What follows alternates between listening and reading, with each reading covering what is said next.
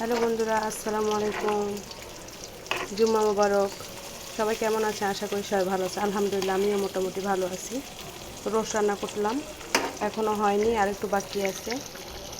এর সাথে আছে মাছ ভাজি করব, ভেজে নিছি মাছগুলো। পোলাওটাও রান্না করা হয়ে গেছে, গরুর মাংস হয়ে গেছে রান্না করা। এর সাথে আছে চিংড়ি মাছ ভাজি, সালাদ আছে। কেমন হয়েছে অবশ্যই জানাবেন, ভিডিওটা কেমন লাগলো। ভালো হলে লাইক কমেন্ট শেয়ার করবেন, একটু সাপোর্ট করবেন। আপনারা সাপোর্ট করলে এগিয়ে যাওয়া সম্ভব। এখন একটা রান্না বাকি, ডাল রান্না করব। সবাই ভালো থাকবেন বন্ধুরা, আল্লাহ হাফেজ।